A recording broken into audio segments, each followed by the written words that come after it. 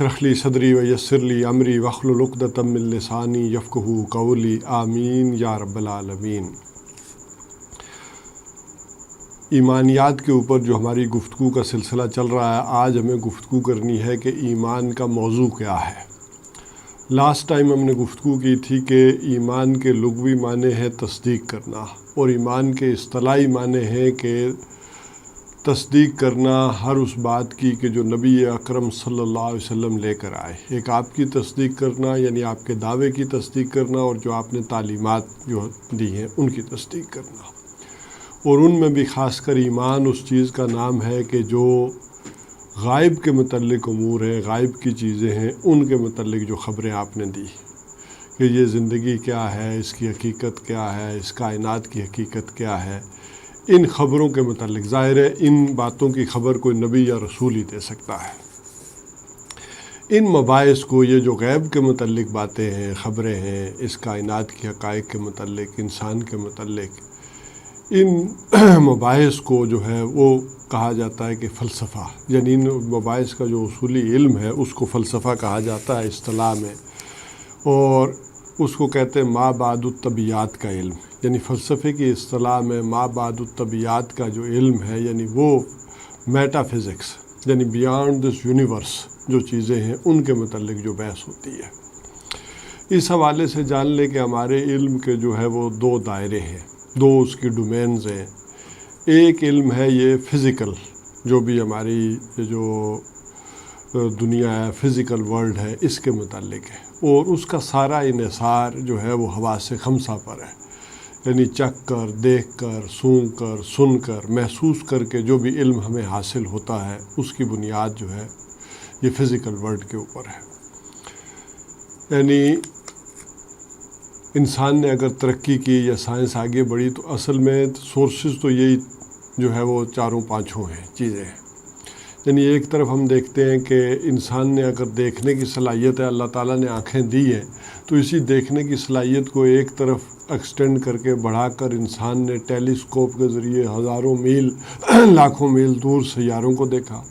اور اسی صلاحیت کے ذریعے یعنی جو خوردبین تھی، مائکروسکوپ تھی، اس کو ایجاد کر کے انویزیبل پارٹس،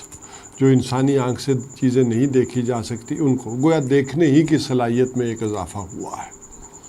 اسی طرح سننے کی صلاحیت میں یہ جو اضافہ ہوا ہے کہ آج ہزاروں میل دور بیٹھ کر بھی ہم ایک آواز سن لیتے ہیں۔ تو یہ جو فزیکل ورلڈ ہے، یہ جو دنیا جو ہے، عالم محسوسات جسے کہیں، فزیکل ورلڈ کہیں، اس کی جو ڈومین ہے وہ گویا کہ یہ جو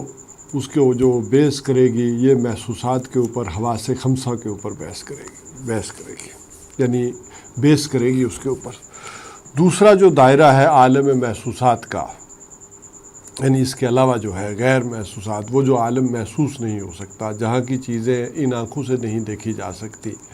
لیکن جیسے میں نے کہا تھا کہ بریڈلے نے بھی جو کہا اپیئرنس اینڈ ریئلٹی میں،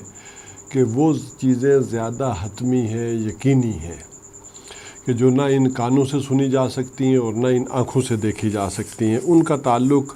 حواس خمسہ سے نہیں ہے۔ لیکن جو بھی انسان عقل اور شعور رکھتا ہے، سمجھ رکھتا ہے، لازماً اس کے ذہن میں کچھ سوالات اٹھتے ہیں ان حقائق کے متعلق، میں کون ہوں، کہاں سے آیا ہوں، یہ کائنات کہاں ہے، یہ کس نے بنائی ہے۔ تو بہرحال یہ سب کے ذہنوں میں تو نہیں اٹھتے، جس کے ذہن میں نہیں اٹھتے تو وہ عافیت سمجھے، خیریت ہے، لیکن بہت کم انسانوں کے ذہنوں میں اس طرح کے سوالات اٹھتے ہیں۔ ورنہ عام طور پر ہم دنیا میں دیکھتے ہیں کہ عظیم اکثریت نوع انسانی کی دنیا میں جب آنکھ کھولتی ہے، جو کچھ ہو رہا ہوتا ہے وہی کچھ کرتی ہے، انہی رسومات میں، انہی جو ہے وہ رواج کے اندر، انہی ریچولز کے اندر وہ اپنا وقت گزارتے ہیں۔ وہ یہ نہیں دیکھتے کہ یہ چیز کیوں ہو رہی ہے، جو سب کر رہے ہیں وہ بھی وہی کرتے ہیں۔ لیکن کچھ نہ کچھ انسان ضرور ایسے ہوتے ہیں، چاہے وہ لاکھوں میں ہوں، ایک ہوں، دو ہوں، لیکن وہ ہر چیز کا ایک تنقیدی جائزہ لیتے ہیں۔ ایک تقلیدی مزاج کے جیسے انسان ہو گئے تو دوسرے ہو گئے تحقیقی مزاج کے لوگ۔ وہ اس لیے نہیں یہ کام کرتے کہ یہ سارے لوگ کر رہے ہیں، وہ اس لیے نہیں کہتے کہ یہ سارے رسومات سارے کر رہے ہیں ہم بھی کریں، یہ سب نے سوچا ہم بھی ایسے ہی سوچیں، ہم بھی اسی طرح سے زندگی گزاریں، بلکہ ہر چیز کو وہ دیکھ کر، عقل سے، دلیل سے، سمجھ سے سمجھنا چاہتے ہیں، اس کی حقیقت جاننا چاہتے ہیں کہ یہ کام کیوں ہو رہا ہے، کس وجہ سے ہو رہا ہے، اس کے پیچھے حقیقت کیا کار فرما ہے۔ چاہے یہ لوگ دنیا میں کم ہی ہوں، ہم دیکھتے ہیں کہ گوتم بدھ جو کپل وستو کا شہزادہ تھا، شاید لاکھوں میں ایک ہوگا اس زمانے میں، قبل از مسیح کی شخصیت ہے، تو زندگی کی آسائشیں اسے کیا حاصل نہیں تھی، لیکن ایک پوری ریاست ہے، اس ریاست کا سربراہ ہے، 30 سال عمر ہے نوجوانی کی، جو ہے وہ جوان بیوی ہے، بچہ ہے، لیکن جب وہ اس حقیقت کی تلاش میں ہوا تو ان چیزوں کی، دنیا کی چیزوں کی اس کے اندر کوئی اہمیت نہیں رہی، وہ حقیقت کی تلاش میں جو ہے وہ نکل کھڑا ہوا۔ اس وقت ہم نے یہ بات نہیں کرنی کہ اس کا فلسفہ غلط تھا یا صحیح تھا، لیکن کچھ لوگ ایسے ہوتے ہیں کہ جو اس طرح تنقیدی جائزہ لیتے ہیں چیزوں کا۔ آج شاید اس زمانے میں شاید کسی نے نہ سمجھا ہو، لیکن آج اس کے ماننے والے کروڑوں اور لاکھوں ہیں۔ اسی طرح سقراط، اس کی سمجھ میں کچھ چیزیں آئیں، اس نے وہ بیان کرنا شروع کر دیں، لیکن ایتھنز والوں نے کہا کہ یا تو اپنی ان چیزوں سے رجوع کر لو یا یہ زہر کا پیالہ پی لو۔ تو اسے جو حقائق سمجھ آئے، جو چیزیں اس کی سمجھ میں آئی، اس نے وہ زہر کا پیالہ پینا تو گوارا کر لیا، لیکن ان چیزوں سے رجوع کرنا اس نے مناسب نہیں سمجھا۔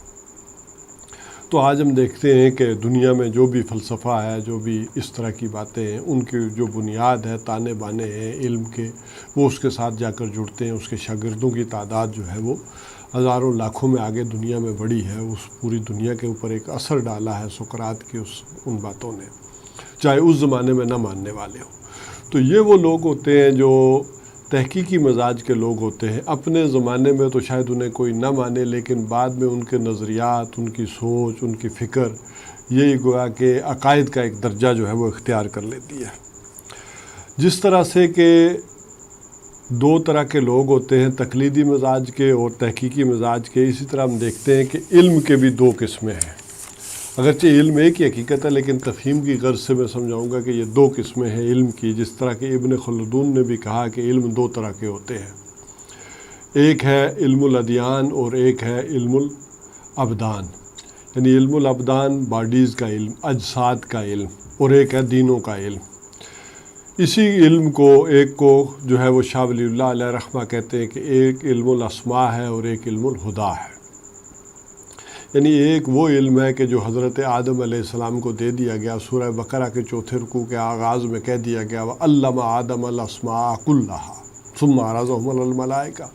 ایک وہ علم ہے جو حضرت آدم علیہ السلام کو، یہ جو دنیا کا علم ہے، دنیاوی تعلیمات، چیزیں، اس کو گویا کہ بالقوہ پوٹینشلی حضرت آدم علیہ السلام کے اندر رکھ دیا گیا،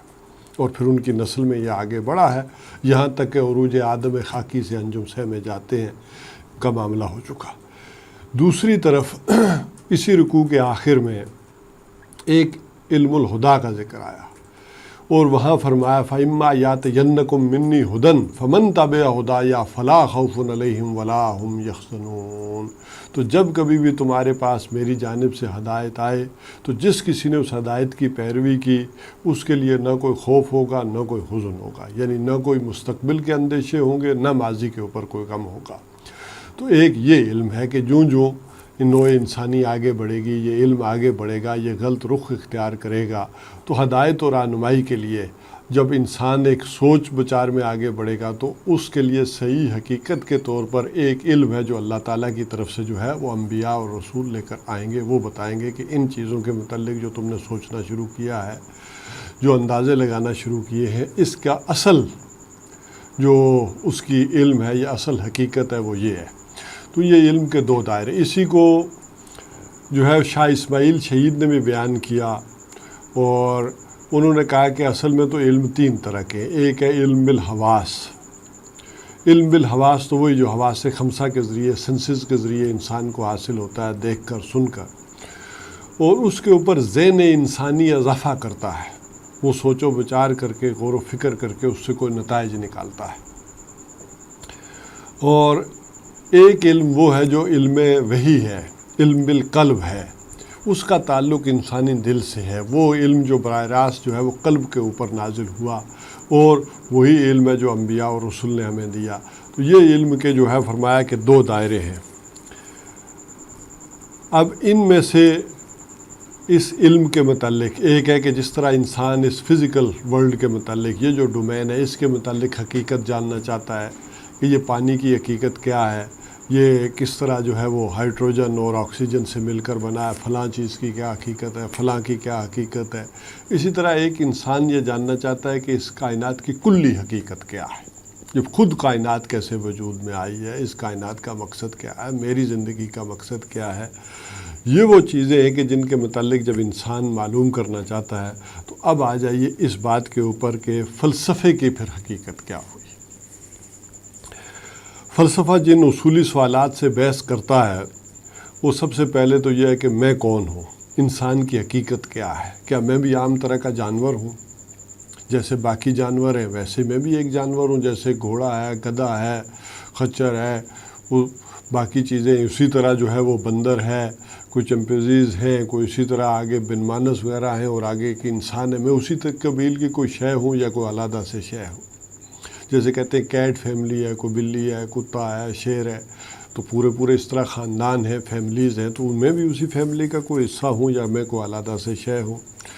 اسی طرح اس زندگی کا آغاز کیا ہے، یہ زندگی کہاں سے شروع ہوئی، اس کا اختتام کیا ہے، یا یہی ساری کچھ زندگی ہے۔ اسی طرح یہ جو انسان کے اندر یہ جو بات آتی ہے کہ نیکی نیکی ہے، بدی بدی ہے، اس خیر و شر کی حقیقت اصل میں ہے کیا، یہ جو ہمارے اندر سے ایک آواز آتی ہے کہ نہیں یہ بات صحیح ہے، سچ بولنا اچھی بات ہے، چاہے تمہیں نقصان ہی کیوں نہ ہو۔ انسان کی طبیعت اس پر آمادہ نہیں ہوتی کہ وہ جھوٹ بولے، اور چاہے اسے فائدہ بھی ہو رہا ہو۔ تو یہ ایک جو انسان کے اندر سے چیزیں ابھرتی ہیں۔ اسی طرح علم کی کیا حقیقت ہے، ایک یہی علم ہے جو مجھے حواس خمسہ کے ذریعے سے حاصل ہو رہا ہے، یا واقعتاً اس کے علاوہ بھی کوئی علم ہے، اس کا بھی کوئی سورس ہے جو انبیاء علیہ الصلوۃ والسلام ہمیں دیتے ہیں۔ تو بہرحال انسانی عقل اور جو منطق تھی، انسان نے اپنی عقل اور منطق کی مدد سے اور حواس خمسہ کے ذریعے معلومات حاصل کی، اور ان کی چیزوں کے بارے میں بھی کچھ اندازے لگانے کی کوشش کی۔ اگرچہ تقلیدی مزاج کے جو لوگ ہوتے ہیں وہ ان سوالوں کو کوئی زیادہ اہمیت نہیں دیتے، وہ تو اپنی اس زندگی کی دوڑ میں لگے ہوتے ہیں، جو معاشرہ کر رہا ہوتا ہے اسی میں کر رہے ہوتے ہیں۔ لیکن جو تحقیقاتی مزاج کے لوگ ہوتے ہیں ان کی ترجیح میں یہ بڑے اہم سوالات بن جاتے ہیں۔ انہیں پھر کوئی اطمینان اور سکون نہیں ہوتا جب تک وہ ان حقائق کو نہ پالیں، جب تک اس حقیقت کی تلاش میں نہ نکل کھڑے ہوں۔ خود ان کی اپنی زندگی میں ان چیزوں کی کوئی جو دنیا کی زندگی کی ہوتی ہیں کوئی اہمیت نہیں رہتی۔ مثلا جیسے میں نے عرض کیا کہ گوتم بدھ ہے، تو اس نے کیا آسائش جو زندگی کی اسے حاصل نہیں تھی، ہر طرح کی آسائش، کیا آسائش نہیں ہوگی جو اسے حاصل نہ ہو، محل ہے، نوکر ہے، چاکر ہے، بیوی ہے، بچہ ہے، سب کچھ ہے۔ لیکن اس نے دیکھا کہ آخر جب وہ محل سے نکلا ہے، وہ واقعہ یوں ہے کہ جب وہ جوان ہوا اور شادی ہوئی تو والد نے کہا کہ ذرا ریاست کی بھی سیر کر لو، تو اب جب باہر نکلا تو کوئی بگی کے آگے اندھا آ گیا۔ اس اندھے سے سوال کہ اس نے لوگوں سے پوچھا کہ یہ آگے کیوں آ گیا، کیوں جھڑک رہے ہو اسے؟ اس نے کہا یہ اندھا ہے۔ تو اچھا کوئی اندھا بھی پیدا ہوتا ہے، کوئی اندھا بھی ہے۔ اسی طرح کوئی بچے رو رہے ہیں تو یہ کیوں رو رہے ہیں، یہ والدین ان کے مر گئے ہیں۔ اچھا کوئی مر بھی جاتا ہے، یتیم بھی ہو جاتا ہے۔ اب اس حقیقت کو پانے کے لیے نہ جانے اس نے کس کس جوگی کی جوتیاں سیدھی نہیں کی، کہاں کہاں کن کن چوٹیوں پر جا کر تپسیائیں نہیں کی، پھر وہ اصل شے ان کی زندگی میں وہ آ جاتی ہے۔ اس کو بالکل اسی طرح سمجھ لیں کہ جس طرح کہ ہمارے دین میں کہا کہ بنی آدم کے قدم ہل نہ سکیں گے قیامت کے دن جب تک کہ 5 سوالوں کا جواب نہ دے دیں۔ اس میں خواہ کوئی مسلم ہو، غیر مسلم ہو، کوئی عیسائی ہو، یہودی ہو، اللہ تعالیٰ کا کہنا ہے کہ کسی انسان کے پاؤں جو ہے وہ قیامت کے دن ہل نہ سکیں گے جب تک کہ ہر انسان یہ جواب نہ دے دے کہ یہ جو اسے زندگی ملی تھی یہ اس نے کیسے گزاری، اور زندگی میں خاص کر جوانی کے دن اس نے کیسے گزارے۔ اسی طرح اس نے پیسہ کہاں سے کمایا اور کہاں خرچا، اور جو علم اسے حاصل ہوئے تھا اس کے مطابق عمل کتنا کیا۔ تو یہ جو چیز ہے، اسی طرح سے یہ جو 5 سوال وہاں آئیں گے انسان کے سامنے، اسی طرح یہ سوالات بھی انسان کے سامنے آتے ہیں جب بھی انسان اپنی زندگی کا کوئی لائحہ عمل تیار کرتا ہے، اس کی زندگی کا رخ اس سے متعین ہوتا ہے۔ اگر اسے معلوم ہو کہ یہی ساری زندگی ہے، اس نے بس پیدا ہوا ہے، مر جانا ہے، جیسے باقی جو ہے چیزیں مر جاتی ہیں، بس زندگی کی حقیقت یہی ہے، تو اس کی زندگی کا طرز عمل جو ہے بالکل مختلف ہو جائے گا، کائنات کے بارے میں اس کا تصور بالکل مختلف ہو جائے گا۔ تو چاہے یہ سوالات معین شکل میں انسان کے سامنے کبھی نہ آئے ہوں، لیکن ہر انسان کوئی نہ کوئی اپنے اندر ان سوالوں کے جوابوں کا کوئی نہ کوئی ایک معاملہ رکھتا ہے اور اسی کے مطابق اپنی زندگی کو ترتیب دیتا ہے۔ اس حوالے سے جان لیں کہ فلسفہ ہو یا ایمان ہو، ان دونوں کا پھر موضوع ایک بن جاتا ہے۔ ایمان کا موضوع بھی یہی ہے کہ اس زندگی کی حقیقت کیا ہے، یہ جو مرنے کے بعد ہم نے کہاں جانا ہے، زندگی کا آغاز کہاں سے ہوا، اس کائنات کی کیا حقیقت ہے،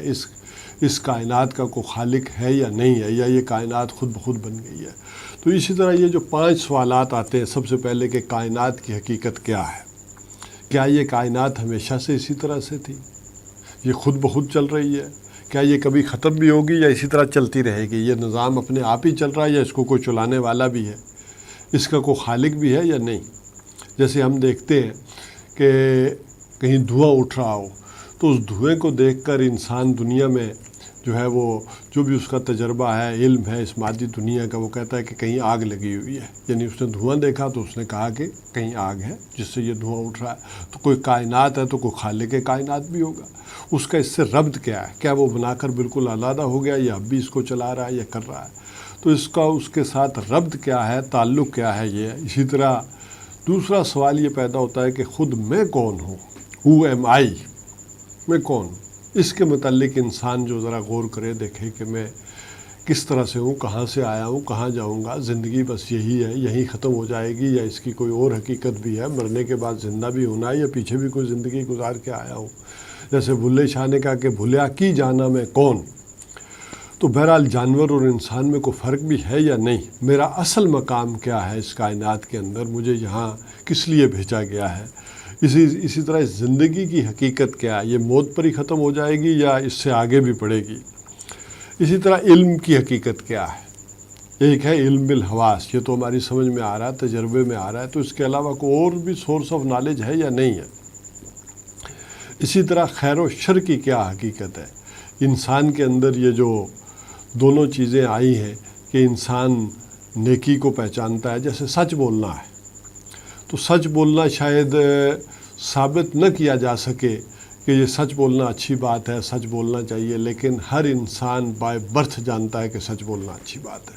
وہ چاہے کسی بھی مذہب سے تعلق رکھتا ہو، کسی بھی عقیدے سے تعلق رکھتا ہو، لیکن انسان بائی نیچر، فطرت کے طور پر اپنے اندر سے بڑی اچھی طرح سے جانتا ہے کہ سچ بولنا اچھی بات ہے، چاہے وہ کہیں کسی یونیورسٹی میں، کسی مدرسے میں، کسی ادارے میں، کسی اسکول میں گیا ہو یا نہ گیا ہو، تو بغیر کسی تعلیم کے بھی وہ جانتا ہے کہ سچ بولنا چاہیے۔ جو اندر سے خیر و شر کا ایک طوفان اٹھتا ہے، تو یہ کیا ہے کہ میں سچ کیوں بولوں، آخر یہ جو ہے، یہ جو ویلیوز ہے، ان کی بنیاد کیا ہے، یہ جو اقدار ہے۔ جیسے ہمارے ہاں تو اب کہا یہ بھی جانے لگا ہے کہ اقدار کی کوئی مستقل وجہ نہیں ہوتی، ویسے تو آج تک دنیا میں یہ مانا گیا کہ نہیں، یہ جو اخلاقی ویلیوز ہیں، اقدار ہیں، یہ پرماننٹ ہے، ہمیشہ ان کی ایک جو ہے وہ حیثیت رہی ہے، لیکن یہ بعد میں آ کر مارکس نے کہا کہ نہیں، ان کی کوئی ویلیو نہیں ہے، یہ ریلیٹیوز ہیں، انسان کا پیٹ بھرا ہوا ہو تو سب ٹھیک ہے، ورنہ یہ معاملہ اس طرح سے نہیں ہے۔ اس کے مقابلے میں یہ ذرا انسان سوچتا ہے کہ پھر یہ میرے اندر یہ خیر و شر کا تصور ہے، یہ ہے کیا، یہ کیوں ہے، اور اس کی بنیاد کیا ہے، محرکہ یعنی جسے جذبہ محرکہ پیچھے کیا ہے، محرک عمل کیا ہے، یہ ساری چیزیں جو ہے وہ انسان کے اندر جو ہے وہ پیدا ہوتی ہیں۔ ان سوالوں کے جو جواب ہیں تاریخ میں 2 طریقوں سے دیے گئے۔ ایک وہ تھے کہ جو حکیم لوگ، دانا لوگ، فلسفی لوگ، انہوں نے اندازے لگائے، انہوں نے جو ہے وہ ایک کہا کہ یہ اس طرح سے ہوگا، اس طرح سے ہوگا، یہ مابعد الطبیعتی حقائق، یہ کائنات یہاں سے آغاز ہوا ہوگا۔ بعد میں اب اس میں اس دور میں آ کر سائنٹسٹ بھی شامل ہو گئے کہ بگ بینگ، ایک دنیا کا جو ہے وہ آغاز اس طور پر ہوا، خاتمہ اس طور پر ہوگا۔ تو اب ایک وہ گروہ بھی تھا کہ اچھا یہ جتنے بھی فلاسفہ رہے، حکماء رہے، انہوں نے جو جوابات دینے کی کوشش کی تو نہایت یعنی عاجزی کے ساتھ، ہمارا خیال یہ ہے، ہم یہ سمجھتے ہیں کہ ایسا ہوا ہوگا، یعنی کسی دعوے کے ساتھ نہیں بلکہ عاجزی کے ساتھ اور ایک انکساری کے ساتھ اور ایک ریکویسٹ کے انداز میں، جسے کہیں حتمی یا یقینی نہیں، انہوں نے ایک انداز میں یہ چیزیں پیش کرنے کی کوشش کی۔ دوسری طرف ایک وہ لوگ بھی تھے کہ جن ایک خاص سورس آف نالج تھا جن کے پاس، ایک خاص سورس آف نالج کیا کہ انبیاء علیہ الصلاۃ والسلام کے پاس جو سورس آف نالج تھا اس کے ذریعے سے ان کا کہ نہ میں منطق کے ذریعے دے رہا ہوں، نہ ہمارا یہ خیال ہے اور نہ کوئی سوچ ہے، بلکہ ہم بڑے یقین کے ساتھ، حتمی یقین کے ساتھ تمہیں ان چیزوں کے بارے میں خبر دیتے ہیں کہ ان چیزوں کی حقیقت کیا ہے۔ بہرحال انسانی جو فہم ہے اس کی مختلف سطح ہیں،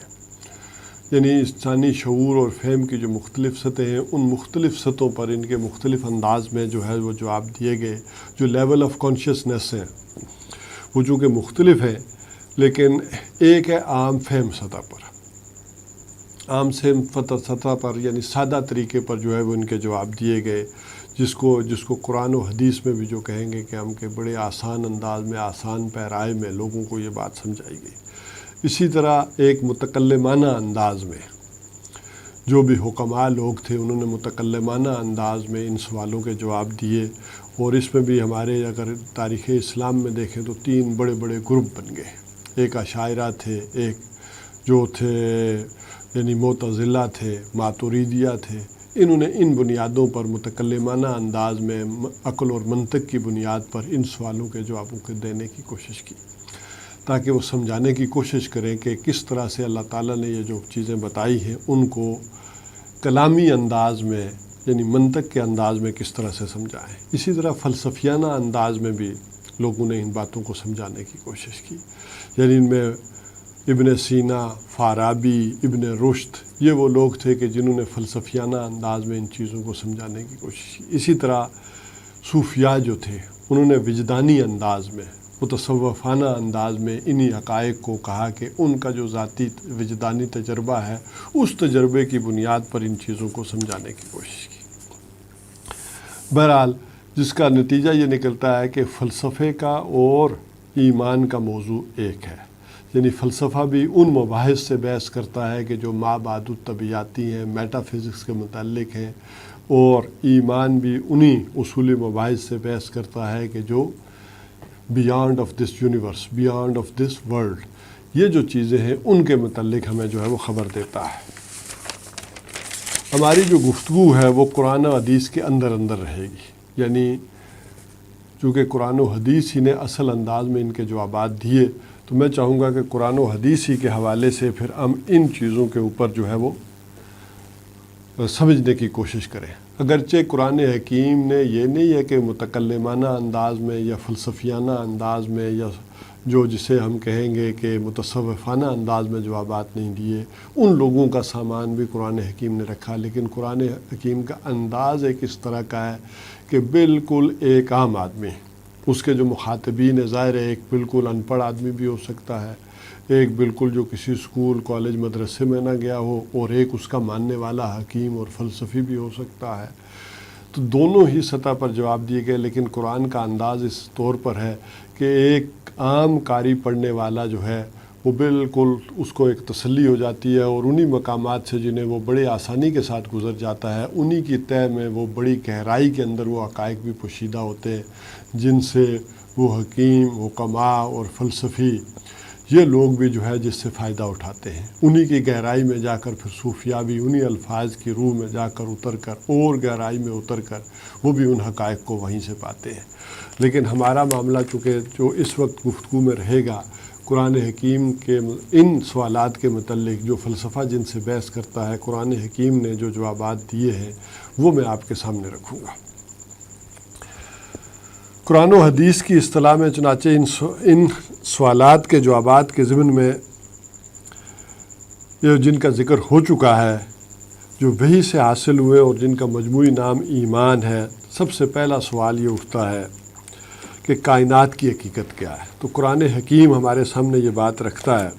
کہ یہ کائنات نہ ہمیشہ سے ہے اور نہ ہمیشہ رہے گی، یہ خاص وقت تک کے لیے پیدا کی گئی ہے، اور اللہ تعالیٰ نے فرمایا ما خلق اللہ السماوات والارض وما بینہما الا بالحق واجل مسمی، کہ اللہ تعالیٰ نے زمین اور آسمان ان ساری چیزوں کو جو ان کے درمیان ہیں حق کے ساتھ پیدا کیا ہے، بمقصد پیدا کیا ہے اور ایک مدت ان کی مقرر کر دی ہے۔ یہ ایک اجل مسمى، ایک وقت مقررہ کے لیے ہے۔ یہ ہمیشہ سے نہ تھی نہ ہمیشہ جو ہے وہ رہے گی، بلکہ اور ان کو پیدا کرنے والی ایک ایسی ہستی ہے جو ہمیشہ سے ہے اور ہمیشہ رہے گی اور ہمیشہ رہنے والی ہے۔ یہ ہستی خالق ہے اور فنا یہ ہستی جو ہے خالق ہے، اور جو کچھ اس نے یہ بنائی ہے جو کائنات ہے یہ فنا ہونے والی ہے۔ اسی ہستی نے اس ساری کائنات کو، جو آپ کے لیے فنا ہونے والی نہیں ہے، اس نے اس ساری کائنات کو پیدا فرمایا ہے۔ خلق السماوات والارض بالحق وصورکم فاحسن صورکم والیہ المصیر۔ یہ سورہ تغابن میں آ گیا کہ اللہ تعالیٰ نے جو ہے زمین اور آسمانوں کو بمقصد پیدا کیا اور تمہاری صورت بنائی اور بڑی عمدہ صورت بنائی، اور اسی کی طرف آخر کار تمہیں پلٹنا ہے۔ اس کی ہستی یکتا ہے، از خود ہے اور باخود ہے، نہ اس کے والدین ہیں، نہ اس کی اولاد ہے اور نہ بیوی ہے، وہ بالکل تنہا ہے، نہ اس کا کوئی مثل ہے، نہ مثیل ہے، نہ مثال ہے، نہ ضد ہے اور نہ ند ہے، یعنی مقابلے کا کوئی فرد نہیں ہے۔ اس کا کف، ہمسر اور مد مقابل کوئی ہے ہی نہیں۔ اس ضمن میں آخری بات اس آیت کریمہ میں فرما دی گئی جو سورہ شورى میں آیا، لیس کمثلہ شیء، کہ اس کا سا کوئی ہے ہی نہیں۔ اور اسی طرح سورہ اخلاص میں بھی وہ تعریف کر دی گئی کہ اللہ تعالیٰ جو ہے قل هو اللہ احد، وہ یکتا ہے، تنہا ہے، اللہ الصمد، اللہ بے نیاز ہے، لم یلد ولم یولد، اور نہ اس کی کوئی اولاد ہے اور نہ وہ کسی کی اولاد ہے، ولم یکن لہ کفوا احد، اور نہ کوئی اس کا ہمسر ہے۔ وہ ہستی ہر ذوف، عیب اور احتیاج سے اعلیٰ و عرفہ ہے، مبرہ ہے اور منزہ ہے، گویا کہ ہر اعتبار سے کامل ہستی ہے اور سبوح قدوس ذات ہے۔ جس اعلیٰ و اشرف صفت یا قدر کا بھی تصور کیا جا سکتا ہے، اللہ تعالیٰ اس صفت سے بتمام و کمال متصف ہے۔ مثلا زندگی ایک اعلیٰ قدر ہے تو اللہ تعالیٰ الحی القیوم ہے، وہ زندہ ہے اور اس کی زندگی مستعار نہیں بلکہ اس کی ذاتی ہے، وہ ساری کائنات کو اپنی کمال قدرت سے تھامے ہوئے ہے۔ اسی طرح علم ایک اعلیٰ قدر ہے اور اللہ تعالیٰ کی شان یہ ہے کہ وہ بکل شیء علیم، وہ ہر شے کا جاننے والا ہے، ہر شے کا پوری طرح سے علم رکھتا ہے۔ قدرت ایک اعلیٰ قدر ہے اور اس کی ذات علی کل شیء قدیر ہے، یعنی اسے ہر شے کی قدرت حاصل ہے۔ اور وَهُوَ مَعَكُمْ أَيْنَمَا كُنْتُمْ، یعنی وہ اپنے علم اور قدرت کے ساتھ ہر جگہ اور ہر آن تمہارے ساتھ موجود ہے۔ اس کی ذات میں کوئی شریک نہیں، اس کی صفات میں کوئی شامل نہیں، اس کے حقوق میں کوئی ہمسر اور ساجی نہیں، اس کے جملہ حقوق ایک لفظ عبادت میں آ جائیں گے۔ لہٰذا عبادت صرف اور صرف اسی کی جائے گی، خواہ وہ انفرادی عبادت ہو یا اجتماعی عبادت ہو، یعنی ایک فرد کے ذاتی معاملات سے لے کر پوری قوم اور ملت کے اجتماعی معاملات اور نظام حکومت و حکمرانی تک اللہ تعالیٰ ہی کی مرضی اور اسی کے حکم کے مطابق چلنا چاہیے۔ اسی طرح فرمایا کہ گویا ہر شے فانی ہے، اللہ تعالیٰ کو چھوڑ کر ہر شے فنا ہونے والی ہے۔ وَيَبْقَى وَجْهُ رَبِّكَ ذُو الْجَلَالِ وَالْإِكْرَامِ، صرف تیرے رب کی ذات جلیل و کریم ہے جو باقی رہنے والی ہے، ورنہ کل شیء ہالک الا وجہہ، ہر شے ہلاک ہونے والی ہے سوائے اس کے روح انور کے۔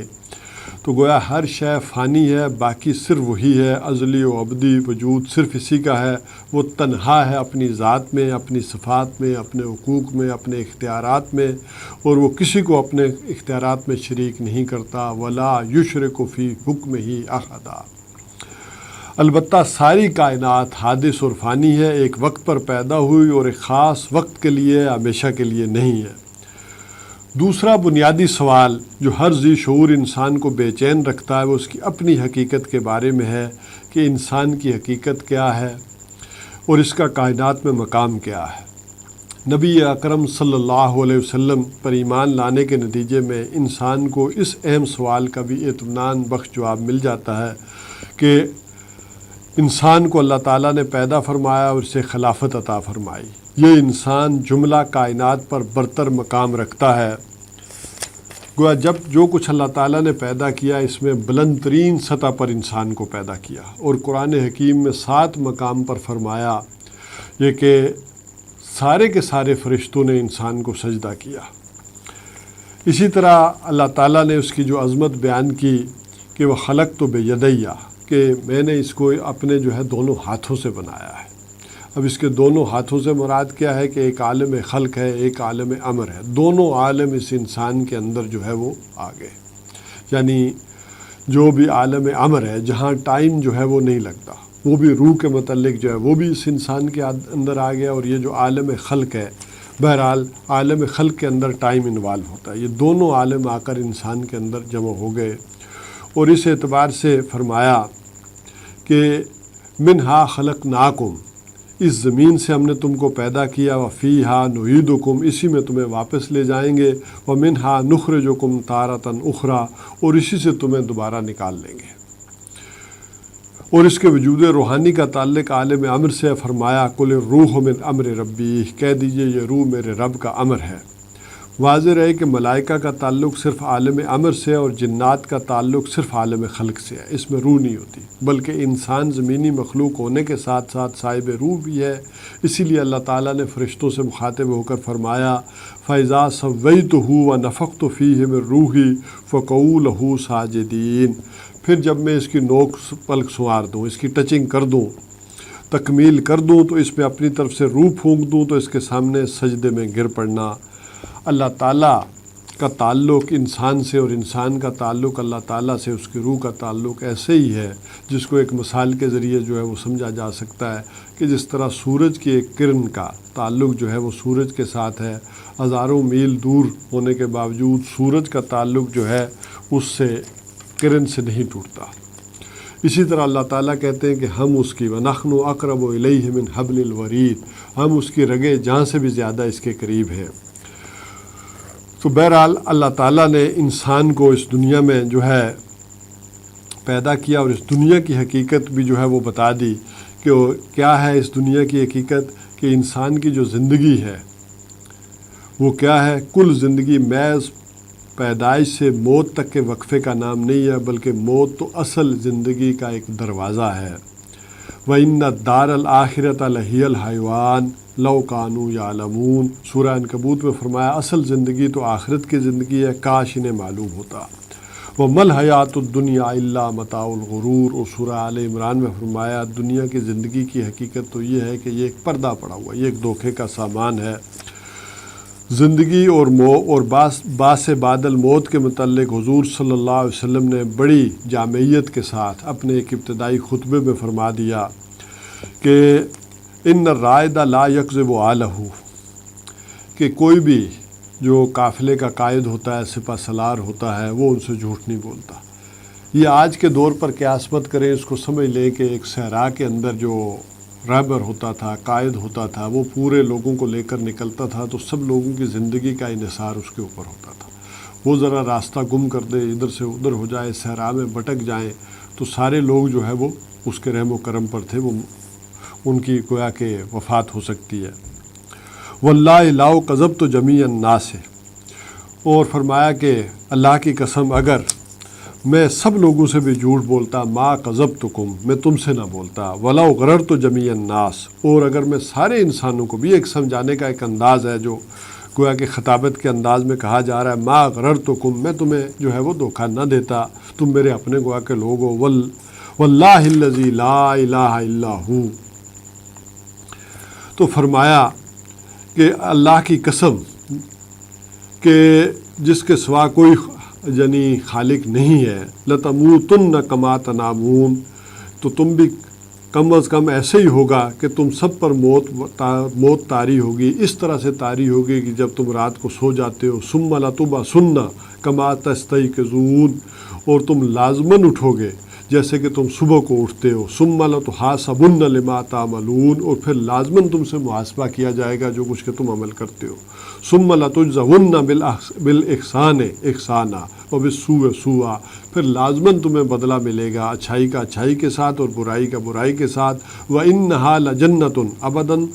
أَوْ لَنَارٌ أَبَدًا، یہ نہج البلاغہ کا خطبے میں سے ایک اقتباس ہے کہ اور اس کا بدلہ کیسے ملے گا، یا تو تمہیں ابدی جنت ملے گی یا ابدی آگ ملے گی۔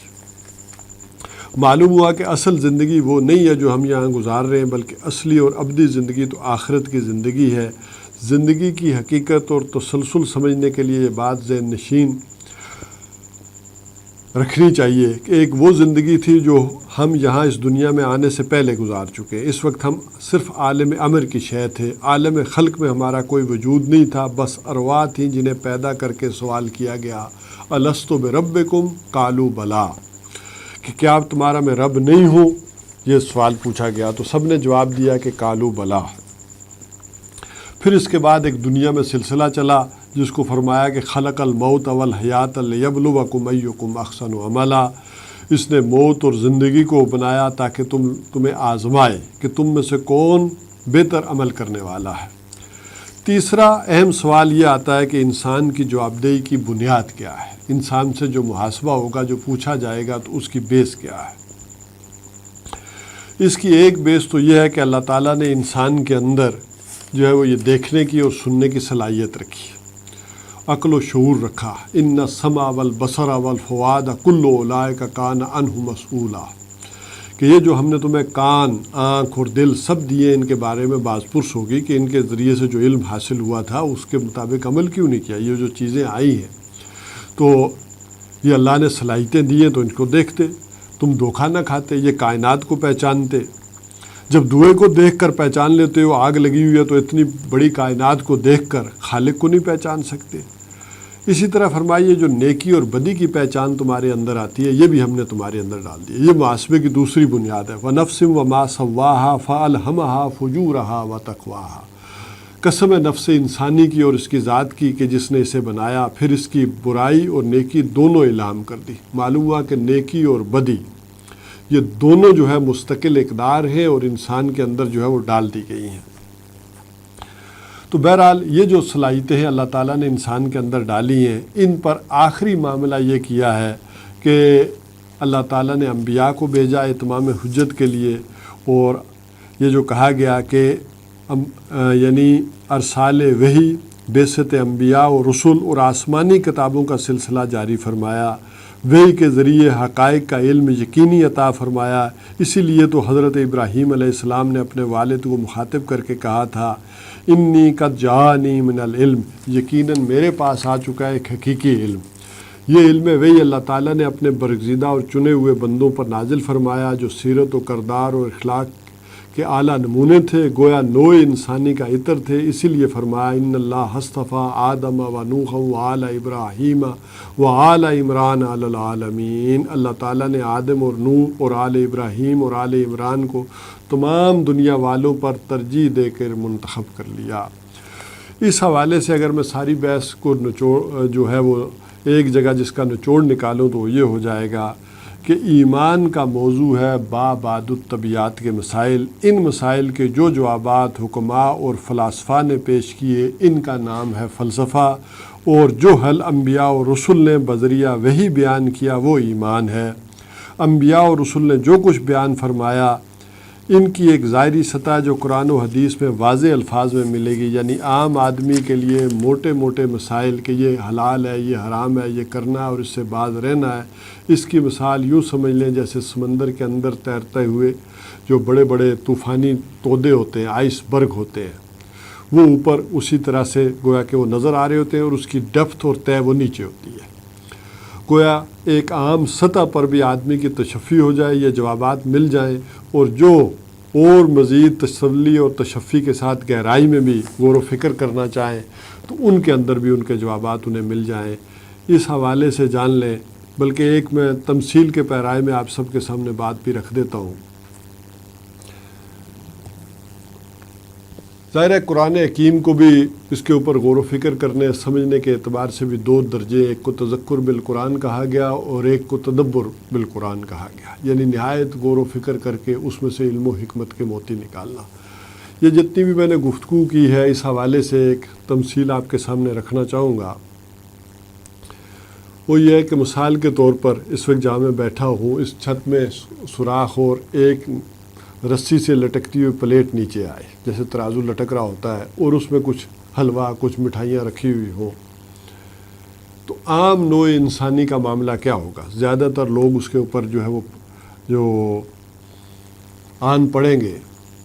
اور کہیں گے کہ یہ مٹھائی ہے، لڈو ہے، کھاؤ بھائی سارے، اس سے غرض نہیں کہاں سے آئے، کہاں سے نہیں آئے، کس طرح سے ہوئے، بس ٹھیک ہے ایک چیز مل گئی ہے تو اس کو کھاتے پیتے ہیں. عام طرز عمل یہ رہتا ہے. اچھا کچھ لوگ ہوتے ہیں کہ نہیں ذرا ٹھہرو، ہمیں ذرا اس کی کیمیکل کمپوزیشن چیک کر لینے دو، ایسا نہ ہو کہ یہ جو تمہیں چینی نظر آ رہی ہے یہ زہر نہ ہو، کوئی اس میں کچھ چیز ملا ہوا نہ ہو،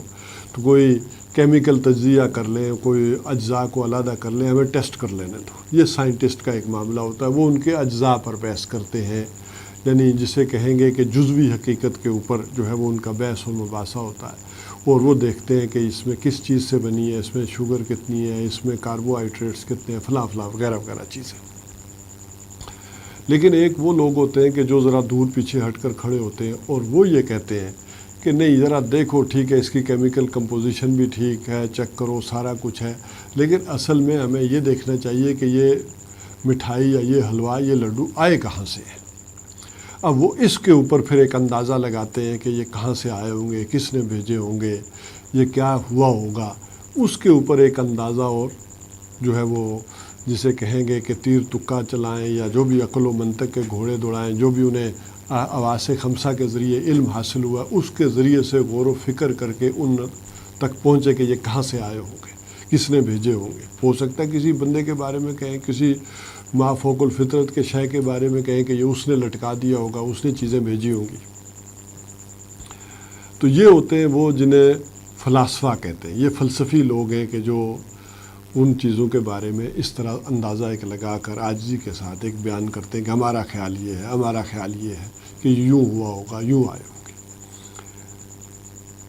اب ایک اور جو چوتھی چیز جیسے میں نے ایڈ کی وہ یہ ہے کہ اتنے میں آپ دیکھیں کہ ایک شخص جو ہے وہ جہاں سے وہ آئے وہیں سے ایک سیڑھی اترتی ہے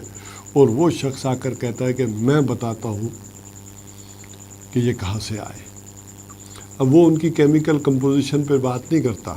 کہ یہ کس سے بنے ہیں، اس میں آٹا کتنا ڈلا ہے، فلاں کتنا ڈلا ہے، یہ تم معلوم کر لو گے، یہ ذریعہ علم تمہارے پاس ہے. وہ علم آدم الاسماء کلھا کے ذریعے سے یہ تم میں ہے. تم ہٹ اینڈ ٹرائل کر کے میٹھا کبھی کم کرو گے، کبھی نمک زیادہ ہوگا، یہ کر لو گے. ان چیزوں سے متعلق میں بتانے نہیں آیا ہوں، میں تو یہ بتا رہا ہوں کہ یہ کہاں سے آئے ہیں، میرے پاس وہ سورس آف نالج ہے، میں تمہیں بتاتا ہوں. اچھا بندے بھی دیکھیں گے کہ یہ آدمی وہاں سے آیا ہے کہ جہاں سے یہ چیز آئی ہے، جہاں سے یہ لڈو کی پلیٹ آئی ہے وہیں سے یہ آدمی بھی آیا، تو لہٰذا اس کی بات سنتے ہیں. چھت پر یہی موجود تھا اور یہ بھی چھت سے آئے ہیں، تو ذرا دونوں کی باتیں جو ہے وہ زیادہ یقینی ہو سکتی ہیں. تو وہ انبیاء علیہ الصلوۃ والسلام آ کر یہ کہتے ہیں کہ ہم بتاتے ہیں جہاں سے یہ آئے ہیں ہمارے پاس وہیں سے یہ پیغام بھی آیا ہے، یہ جس نے بھیجے ہیں اس نے مجھے بتایا کہ یہ کہاں سے آئے، تو ہمارے پاس وہ سورس آف نالج ہے. تو انبیاء علیہ الصلوۃ والسلام آ کر ان چیزوں کے بارے میں پھر وہ حقائق جو ہے وہ بیان کرتے ہیں. تو یہ ایک گویا کہ ایک تمثیل کے ذریعے میں نے سمجھانے کی کوشش کی ہے آپ کو کہ یہ ایک فلسفیوں کا اور جو انبیاء اور رسل ہیں ان کے متعلق ایک بات آتی ہے کہ ان چیزوں کے متعلق ایک بڑے اتھینٹیکیٹڈ سورس کے ساتھ، یقینی اور حتمی بات کے ساتھ آ کر یہ بتاتے ہیں کہ یہ کائنات کی حقیقت کیا ہے، تمہاری حقیقت کیا ہے، علم کی حقیقت کیا ہے، یہ جو خیر و شر ہے تمہارے اندر اس کی حقیقت کیا ہے. تو یہ ہے ایمان بالغیب جس کے بارے میں خبریں دی گئی. اب البتہ علیحدہ سے سوالات پیدا ہوتے ہیں، جیسے پچھلے دفعہ بھی پچھلی گفتگو میں بھی کچھ سوالات پیدا ہوئے،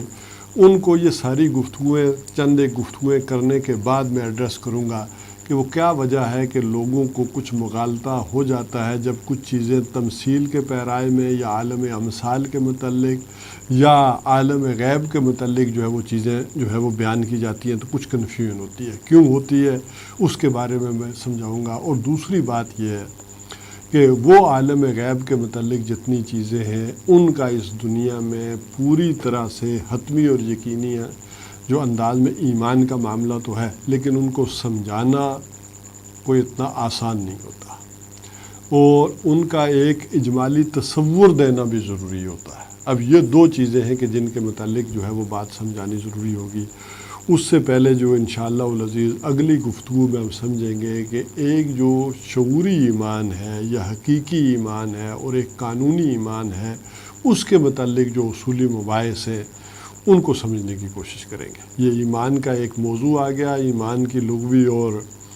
جو اصطلاحی بحث آ گئی۔ اب ایمان کے متعلق جو اس کی قانونی پہلو ہے اور حقیقی پہلو ہیں، وہ جو کچھ مباحث ہیں ان کے متعلق انشاءاللہ العزیز گفتگو ہوگی۔ اب آپ کا کوئی سوال ہے تو وہ کر لیں۔